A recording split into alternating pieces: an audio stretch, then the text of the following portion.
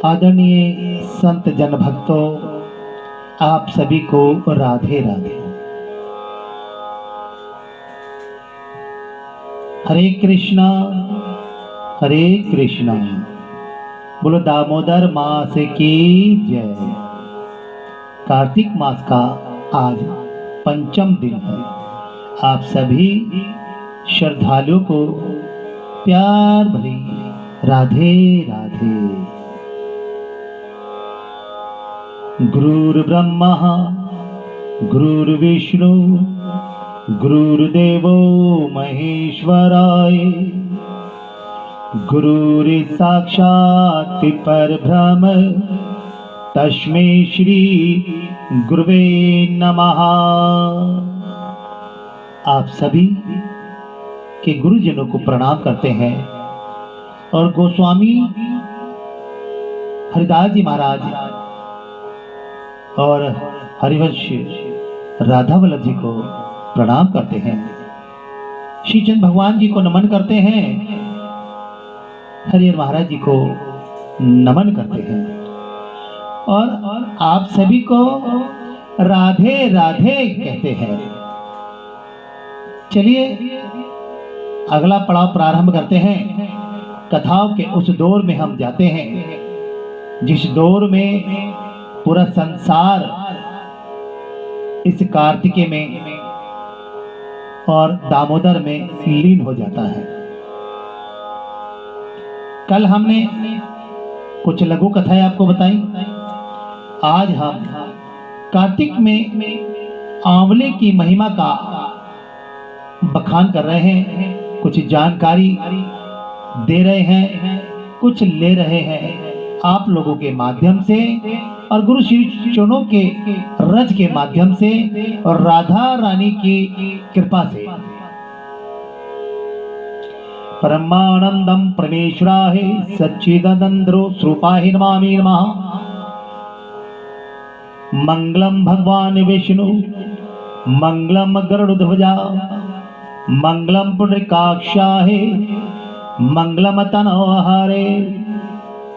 हे परमानंद परमेश्वर सच्चिदानंद स्वरूप भगवान विष्णु, आप मानव रूप में आकर के हर युग में इस संसार को तार देते हैं। हमें भी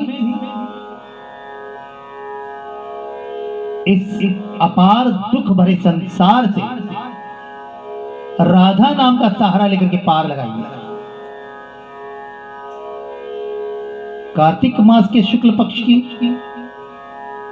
चतुर्दशी का नाम बैकुंठ चतुर्दशी है। इसी दिन आंवले का पूजन करें और आंवले का वृक्ष सब पापों का नाश करने वाला है, सब पापों का। इस दिन आंवले के वृक्ष की छाया में जाकर राधा सहित श्री कृष्ण जी का पूजन करना चाहिए।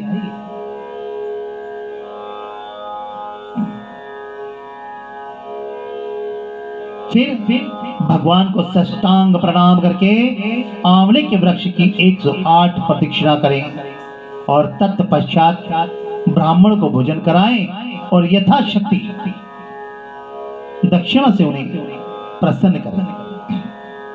इस प्रकार ब्राह्मण के प्रसन्न होने पर श्री हरि प्रसन्न होते हैं। इसमें हम एक विशेष बात डाल देते हैं कि ब्राह्मण कर्ता भगवान वामन रूपी विष्णु जी को माना गया है और उन्हीं के आधार पर आज हम सभी ब्राह्मणों को मान सम्मान आदर देते हैं। इस विषय में स्कंद पुराण में कथा बताई जाती है कि जब सारा संसार एक कारणवश जल में निमग्न हो गया, उस समस्त चराचर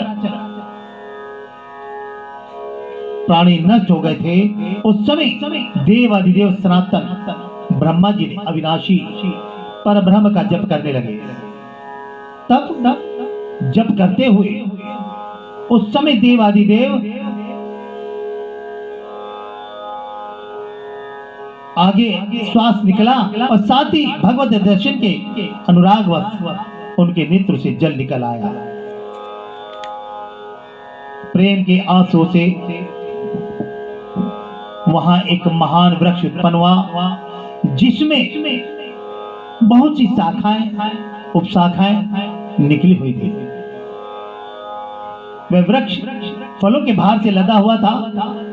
सब वृक्षों में सबसे पहले आंवला ही प्रकट हुआ। इसे आदि रोह का कहा गया है। आंवला प्रथम आया है वृक्षों में, आदि रोह कहा गया है। इस प्रकार ब्रह्मा जी ने आंवले का उत्पन्न किया और फिर समस्त वनस्पति और प्रजा की सृष्टि की। जब देवता आदि की भी सृष्टि हो गई, तब सब देवता उस स्थान पर गए जहां पर आंवले का वृक्ष था। उसी समय एक आकाशवाणी हुई, ये आंवले का वृक्ष सब वृक्षों में श्रेष्ठ है, क्योंकि ये भगवान विष्णु को प्रिय है। इसके स्मरण मात्र से मनुष्य गोदान का फल प्राप्त करता है। इसके दर्शन से दुगना और फल खाने से 3 गुना पुण्य होता है। अतः प्रार्थना प्रयत्न करके आंवले के वृक्ष का सेवन करना चाहिए और भगवान विष्णु को प्रिय होने से ये सब पापों का नाशक है। समस्त कामनाओं की सिद्धि के लिए, समस्त कामनाओं की सिद्धि के लिए आंवले के वृक्ष का पूजन उचित माना गया है।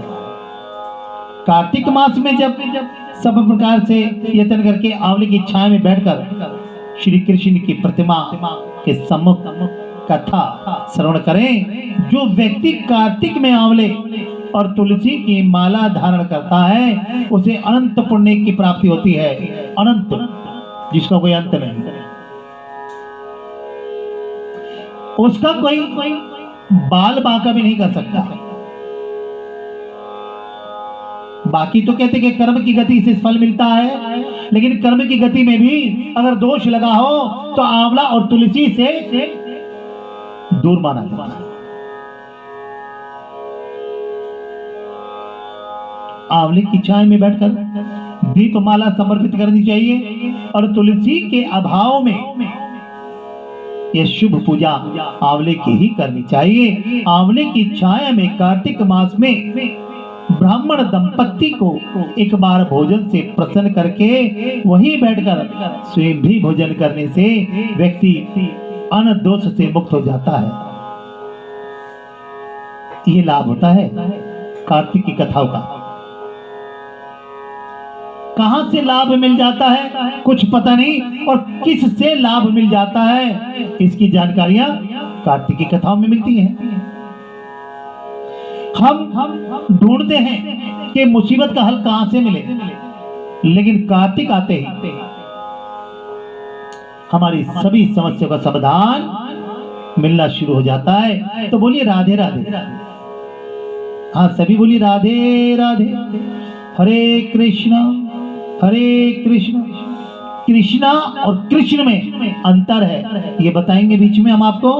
अभी सभी बोलिए राधे राधे। और भोजन करने से व्यक्ति को अन्न दोष से मुक्त हो जाता है। लक्ष्मी प्राप्ति की इच्छा वाला मनुष्य सदा आंवले के जल से स्नान करे। अगर किसी को धन का अभाव हो रहा हो और लग रहा हो कि भाई मेरे पर मुसीबतें ज्यादा आ गई हैं, तो उन सभी मुसीबतों को दूर करने के लिए आप आंवला जल में डालें और स्नान शुरू कर दीजिए। देखिए इसका लाभ शारीरिक तौर से भी, मानसिक तौर से भी और वर्तमान तौर पर भी इसका परिणाम अवश्य आता है। क्या कहा है कि नौमी, अमावस्या, सप्तमी और संक्रांति के दिन तथा रविवार, चंद्र ग्रहण व सूर्य ग्रहण के अवसर पर आंवले से स्नान नहीं करना चाहिए। कुछ विशेष तिथियां बताइए इसमें, ये आपको दोबारा दोहरा देते हैं। एक बारी बोलिए राधे राधे। अब बताते हैं, दूसरी बार बता रहे हैं, जरा ध्यान रखिएगा। कि नवमी, अमावस्या, सप्तमी और संक्रांति के दिन तथा रविवार चंद्र ग्रहण व सूर्य ग्रहण के अवसर पर आंवले से स्नान नहीं करना चाहिए। जो मनुष्य आंवले की छाया में बैठकर पिंडदान करता है, उसके पितृ भगवान विष्णु के प्रसाद से मोक्ष को जाते हैं। मोक्ष का मार्ग भी यही, और मोक्ष कर्मों से मिलता है, ना कि मृत्यु के बाद। हरे कृष्ण, राधे राधे। सदगुरुदेव भगवान की, हरिहर महाराज की जय। कहते गुरु का स्थान तो सभी तीर्थों से बड़ा माना गया है, सभी तीर्थों से गुरु स्थान। गुरु के चरणों में कोटि कोटि गुना तीर्थों का फल छिपा होता है। और सभी साधु जनों से हम यही कहते हैं कि अपने अपने गुरु का मान सम्मान भगवान से भी पहले करना चाहिए। और भगवान कौन है? जिनसे गुरु भी प्राप्त हुआ और जो गुरु की उपाधि लेकर के भी प्रथम स्थान पर है, वो होते हैं माता और पिता। माता निर्माण की दाता है, पिता शक्ति का प्रारूप है। इसलिए इनको निर्माण धीमी शक्ति आदि भवानी राधा रानी कहा जाता है। बोली राधे राधे।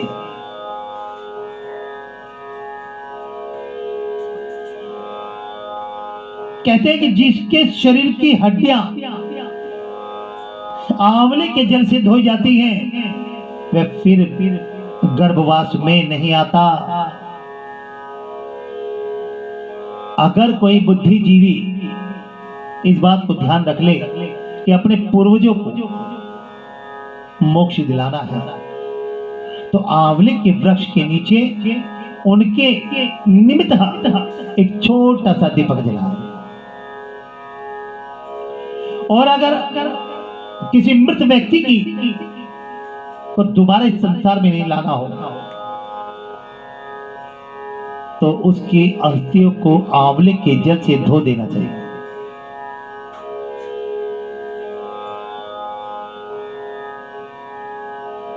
जिस घर में सदा आंवले का सेवन होता हो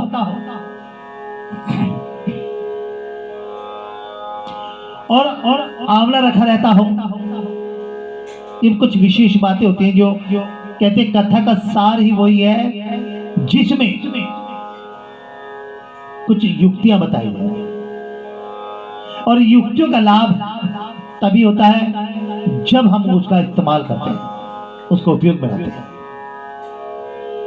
कि जिस घर में सदा आंवले का सेवन होता हो और आंवला रखा रहता हो, वहां भूत प्रेत जादू टोना नहीं चल सकता। कोई राक्षस, कोई प्रेत, यहां तक कि बुरी नजर का साया भी उस घर में नहीं होता। जहां तुलसी विराजमान होती है, जहां तुलसी की माला धारण किए होते हैं, वहां पर किसी भी बात का टोना टोटका संभव नहीं हो सकता। अतः आंवले की अनंत प्रकार की महिमा स्कंद पुराण और पद्म पुराण में भी हम पढ़ चुके हैं और आपको भी सुना चुके हैं।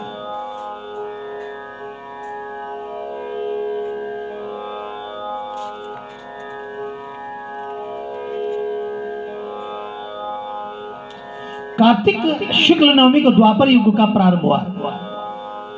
इस तिथि को नवमी से एकादशी तक मुर्शिद शास्त्रोक्त विधि से तुलसी विवाह का उत्सव मानते हैं और करते हैं। इसे उसे कन्यादान का फल होता है।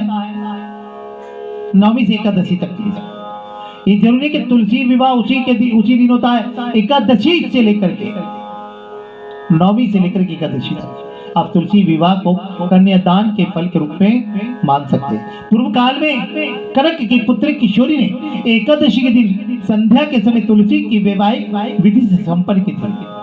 उसे वैधव्य दोष से मुक्त हो गई थी। अब तुलसी विवाह की विधि बतलाता हूं। 1 तुला स्वर्ण की भगवान विष्णु की प्रतिमा बनवाए या अपनी शक्ति के अनुसार, भक्ति के अनुसार आधी या चौथाई तोली की बनवाए, अथवा ये भी ना हो तो उसमें अन्य धातु का संरक्षण भी कर सकते हैं। फिर तुलसी और भगवान विष्णु की प्रतिमा में प्राण प्रतिष्ठा करके स्तुति आदि के द्वारा भगवान को निद्रा से जगावे और फिर पुरुष शुद्ध से षोडशोपचार पूजा करें। पहले देश काल स्मरण करें और फिर गणेश पूजन करें, फिर पुण्य वहां वाचन करके वेद मंत्र का उच्चारण करते हुए बाजे आदि की ध्वनि से भगवान विष्णु की प्रतिमा की तुलसी को निकट रख प्रतिमा को सुंदर वस्त्रों से अलंकार से सजाएं। उसी समय भगवान का आह्वान करें। आगाचे भगवान देव में अर्चश्यामि केशवा तोभ्यम में दश्यामि तुलसी सर्वकर्म काम प्रतो भवा। अर्थात हे भगवान केशव आइए, मैं आपकी पूजा करूंगा, आपकी सेवा में तुलसी को समर्पित करूंगा, आप मेरे सब मनोरथ को पूर्ण करें। इस प्रकार आह्वान करके 3 बार अग्र पाद विस्तर का उच्चारण करके उन्हें भी भगवान को समर्पित कर। कांसे के पात्र में दही, घी और मधु, शहद रखकर इस कांसे के ढक्कन से ढककर भगवान को अर्पण करते हुए इस प्रकार कहें कि हे वासुदेव आपको नमस्कार है, हे वासुदेव आपको नमस्कार है, हे वासुदेव आपको नमस्कार है। ये मधु पर ग्रहण किया।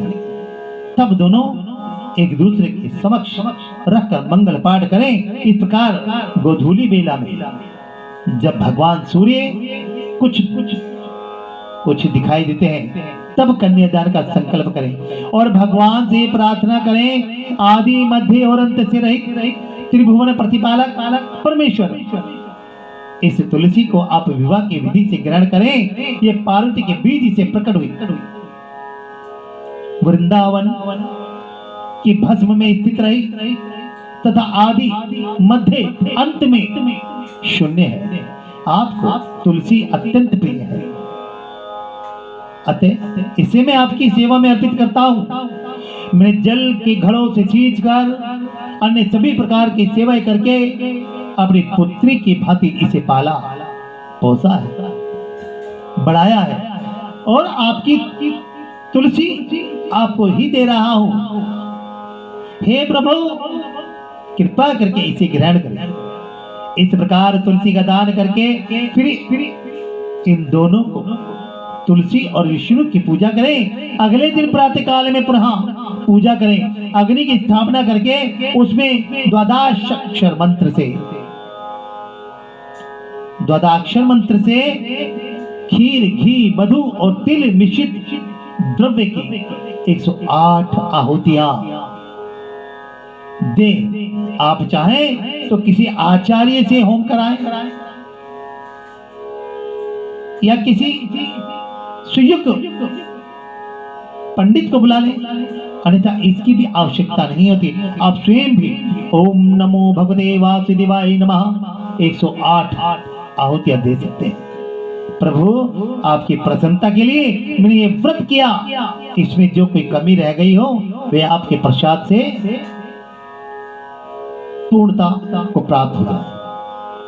अब आप तुलसी के साथ वैकुंठ धाम पधारें। आप मेरे द्वारा की गई पूजा से सदा संतुष्ट रहकर मुझे कृतार्थ करें। इस प्रकार व्यक्ति तुलसी विवाह का पारण करके भोजन करे और भोजन के बाद तुलसी के स्वतः गिरे हुए पत्तों को खाकर सब पापों से मुक्त होकर भगवान के धाम को प्राप्त होता है। भोजन में आंवला और बेर का फल खाने से उच्चिष्ट दोष मिट जाता है। बोलो राधे राधे। हरे कृष्णा हरे कृष्णा हरे कृष्णा। बोलो राधे राधे। बोलो राधे राधे। बोलो राधे राधे। बोलो राधे राधे। बोलो राधे राधे। बोलो राधे राधे। हरे कृष्णा हरे कृष्णा हरे कृष्णा हरे कृष्णा। बोलो राधे राधे।